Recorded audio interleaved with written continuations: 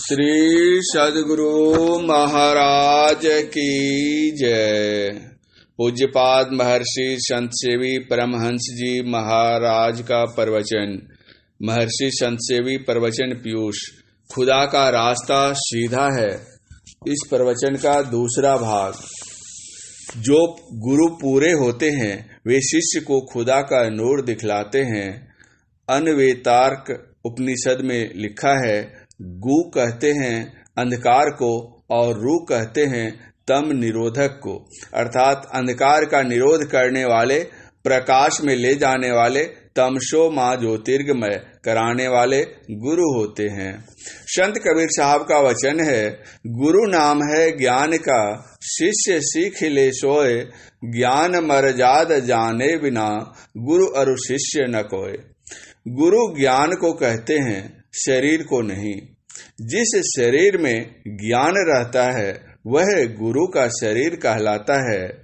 संसार में अनेक प्रकार के ज्ञान हैं, उनके अलग अलग गुरु होते हैं, किंतु आध्यात्मिक गुरु विषय से निर्विषय की ओर ले जाते हैं। निर्विषय तत्व की उपलब्धि के लिए युक्ति बतलाते हैं, क्रिया विशेष बतलाते हैं। जो शिष्य एक निष्ठ होकर गुरु की सेवा करता है वह उस ज्ञान को प्राप्त करता है। कुछ लोगों की भावना होती है कि शिष्य का शरीर जिन 5 तत्वों क्षिति जल पावक गगन पवन और गगन से बना हुआ होता है, गुरु का शरीर भी उन्हीं 5 तत्वों से बना है। फिर दोनों में अंतर क्या है? समझने की बात यह है कि दुनिया में अनेक प्रकार के वृक्ष हैं, पर क्या वे सभी वृक्ष कल्प वृक्ष की क्षमता कर सकते हैं? संसार में अनेक धेनुएं गायें हैं, क्या वे कामधेनु के समान हैं? दुनिया में नदियां बहुत सी हैं, पर क्या वे सभी नदियां गंगा, आवेज, मजम और जॉर्डन की तरह हैं? हम आकाश में बहुत से पक्षियों को उड़ते देखते हैं, तो क्या सभी पक्षी गरुड़ और काकभुसुंडी के समान हैं? नहीं है। उसी तरह गुरु का शरीर भी साधारण शरीर की तरह होता है, पर वह साधारण नहीं है। उसमें ज्ञान भरा हुआ होता है। वे केवल वाक्य ज्ञान में निपुण नहीं होते हैं, उनमें वाक्य ज्ञान के साथ आचरणीय ज्ञान भी होता है। उनमें वचन और कर्म की एकता होती है। आज संसार में कहीं शांति नहीं है। सर्वत्र अनाचार, दुराचार, व्यभिचार, बलात्कार, न मालूम और क्या क्या अत्याचार फैले हुए हैं। किसी लौकिक विद्या के जानकार गुरु के पास या सरकार के पास इसे दूर करने का कोई उपाय नहीं है। लाठी डंडे मारकर कुछ दिनों जेल में रखकर क्या उसका सुधार हो जाता है? बदमाशों को, अपराधियों को जेल में भेजा जाता है, तो वहां बदमाशों की संगति से उसे बदमाशी की ट्रेनिंग मिलेगी या साधुता की? साधुता तो वास्तविक साधु की संगति से ही आएगी। साधुओं में भी तथाकथित साधुओं के लिए क्या कहना।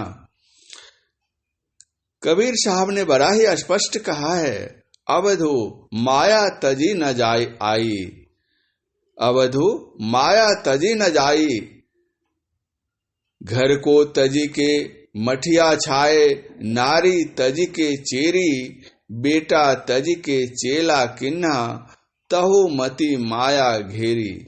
माँ बाप, पत्नी, पुत्र, पुत्री, भाई, बहन आदि को छोड़कर घर से निकल गए हैं, लेकिन अपने चेले और चेली को नहीं छोड़ सकते। जग दाशक्ति छूटी नहीं, ज्यों की त्यों बनी है। हम कितने बड़े महात्मा हैं। महर्षि में ही पदावली में लिखा है, अनाशक्त जग में रहो भाई, दमन करो इंद्रिन दुखदाई। जो जगत से अनासक्त हैं, विरक्त हैं, वे ही प्रभु पद में अनुरक्त हो सकते हैं। अभी आप लोग हजरत निजामुद्दीन और अमीर खुसरो की बातें सुन रहे थे। अमीर खुसरो से संबंधित एक अन्य आख्यान सुनिए। अमीर खुसरो मुल्तान के हाकिम के यहाँ मुलाजिम का काम करते थे। एक दिन कुछ बात हुई और उन्होंने नौकरी छोड़ दी। उन दिनों वहां पक्की सड़कें नहीं थी, ऊंट की सवारी होती थी। अपने सभी सामानों को कई ऊंटों पर लादकर वे अपने गुरु महाराज हजरत निजामुद्दीन औलिया के पास दिल्ली चले। इधर हजरत साहब के पास एक गरीब आदमी आए, उनसे विनती की, हजरत साहब मुझे अपनी लड़की की शादी करनी है पर मेरे पास पैसे नहीं हैं, आप सहायता कर दें तो बड़ी कृपा होगी।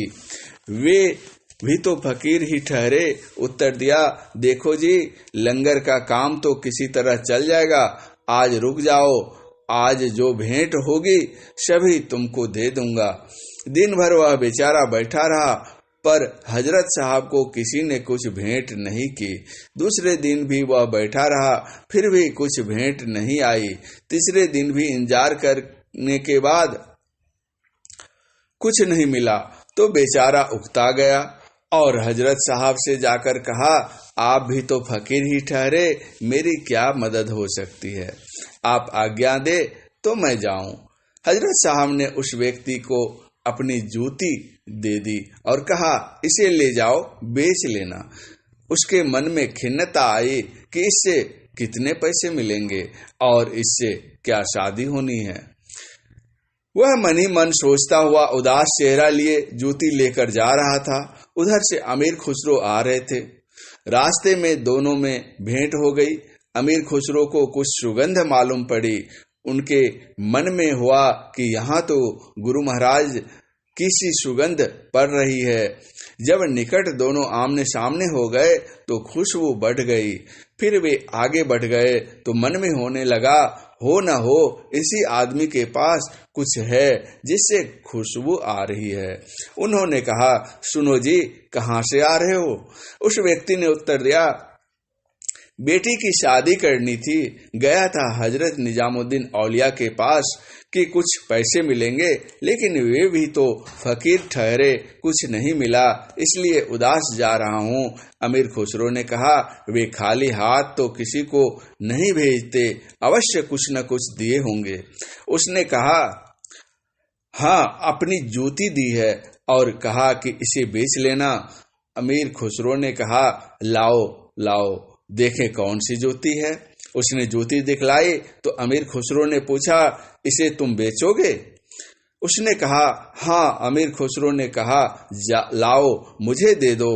उन्होंने जूती ले ली, अपने लिए एक ऊंट और अपनी पत्नी के लिए एक ऊंट रखकर सभी ऊंटों और उन पर लदे सामानों को देते हुए कहा, जाओ, यह इस जूती की कीमत हुई। अपने गुरुदेव की जूती के बदले अपनी सारी संपत्ति दे दी।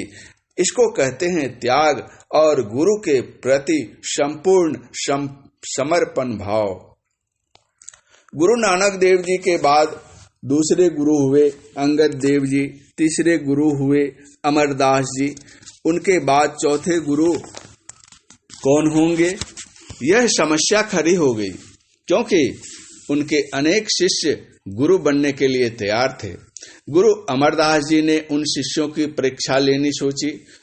उन्होंने अपने शिष्यों से कहा, तुम सब मिलकर एक चबूतरा बनाओ। सब ने मिलकर दिन भर में चबूतरा बनाया। संध्या समय उन्होंने कहा कि ठीक नहीं बना, इसे तोड़ दो। दूसरे दिन फिर सब ने मिलकर चबूतरा बनाया और संध्या समय उन्होंने कहा, इसमें यह त्रुटि रह गई, तोड़ो इसको। दिन भर सभी शिष्य मिलकर चबूतरा बनाते और शाम में तोड़वा दिया जाता। इस प्रकार कई दिन हो गए। यही क्रम चलता रहा। शिष्यों के मन में होने लगा कि गुरुजी पागल हो गए हैं। पागल गुरु के साथ रहने से क्या लाभ। धीरे धीरे सभी उम्मीदवार खिसकने लग गए। होते होते 70 बार चबूतरा बनाया और तोड़ा गया। अंत में सभी भाग गए। एक शिष्य रह गए, रामदास। उनसे पूछा, अरे तुम नहीं गए? रामदास ने कहा, मुझे और काम क्या है जो आप काम देंगे वही मेरा काम है, चाहे चबूतरा बनाना पड़े या तोड़ना पड़े। यह सुनकर गुरु अमरदास जी प्रसन्न हो गए और चौथे गुरु के पद पर रामदास को प्रतिष्ठित कर उन्हीं को गद्दी दी। जो पूरे गुरु का संग करते हैं, उनमें श्रद्धा भक्ति रखते हैं, उनके आदेशानुकूल आचरण करते हैं, वे भी गुरु बन जाते हैं। इस प्रवचन का शेष अंतिम भाग अगले प्रवचन पाठ में। पूज्यपाद महर्षि संत सेवी परमहंस जी महाराज का यह प्रवचन दिनांक 5/7/2001 ईस्वी को महर्षि मेही आश्रम कुप्पाघाट भागलपुर में गुरु पूर्णिमा के शुभ अवसर पर हुआ था। श्री सद्गुरु महाराज की जय।